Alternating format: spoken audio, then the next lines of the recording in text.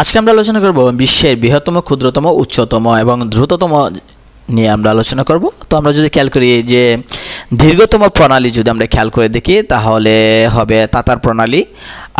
উপসাগর হচ্ছে বঙ্গোপসাগর, গিরিখাত হচ্ছে গ্র্যান্ড ক্যানিয়ন, ফুল হচ্ছে দ্বীপপুঞ্জ আছে এবং রাত হচ্ছে দীর্ঘতম রাত। যদি আমরা খেয়াল করি যে 22শে ডিসেম্বর উত্তর গোলার্ধে সবচেয়ে দীর্ঘতম রাত। তো আমরা এদিকে দেখলে যে আয়তনে মুসলিম দেশ হচ্ছে কাজাখস্তান সবচেয়ে বড়, গড়ি হচ্ছে সৌদি আরবে মক্কাতে আছে। আয়তনে বৃহত্তম শহর আছে নিউ ইয়র্ক, গ্রহ হচ্ছে বৃহস্পতি সবচেয়ে বড়।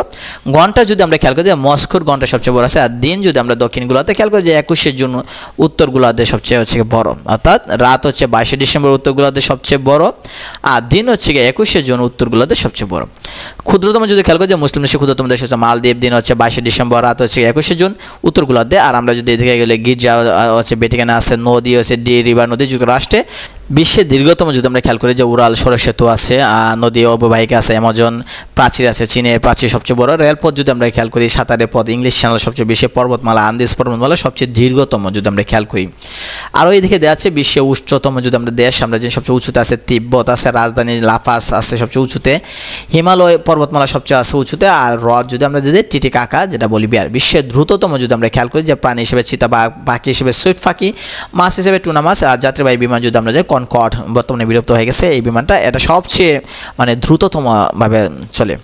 তো আন্তর্জাতিক দিবস যদি আমরা খেয়াল করি যে কোথায় কোন দিবস পালন করা হয় সেটা আমরা খেয়াল করলে আন্তর্জাতিক দিবস যে দেওয়া আছে এখানে যে 2 জানুয়ারি বিশ্ব জনসংখ্যা দিবস, 2 ফেব্রুয়ারি বিশ্ব জলভূমি দিবস, 4 ফেব্রুয়ারি ক্যান্সার দিবস, 21 ফেব্রুয়ারি আন্তর্জাতিক মাতৃভাষা দিবস, 22 ফেব্রুয়ারি স্কাউট দিবস। এভাবে দেওয়া আছে, অনেকগুলো দেওয়া আছে। পানি দিবস, স্বাস্থ্য দিবস, ধরিত্রী দিবস সেটা বিভিন্ন পরীক্ষা আসে যে 22 এপ্রিল যেটা হচ্ছে বিশ্ব ধরিত্রী দিবস বলা হয়। 1 মে দিবস সেটা আমরা ভালো করে চিনি যে বিশ্বের রেড ক্রস দিবসটা আসে। আন্তর্জাতিক জীববৈচিত্র্য দিবস 22 মে। আমরা যদি জাতীয় সংসদের শান্তিরক্ষী দিবস সেটা 29 মে, এটা বিভিন্ন পরীক্ষা আসে।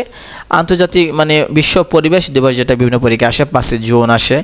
আর এদিকে যদি আমরা খেয়াল করি সবগুলো তো আসে না পরীক্ষা, কিন্তু যেগুলো আসে বেশি সেটা আমাদের বিশ্ব বাঘ দিবস বিভিন্ন পরীক্ষা আসে 29 জুলাই আসে। আর আমরা জানি হিরোশিমা বা নাগাসাকি যেটা পারমাণবিক বোমা ফালানো হয়েছিল সেটা হচ্ছে 6 আগস্ট এবং 9 আগস্ট, সেটাও বিভিন্ন আসে। আন্তর্জাতিক বিশ্ব সাক্ষরতা দিবস যেটা আসে 8 সেপ্টেম্বর সেটা আসে বিভিন্ন পরীক্ষা আসে।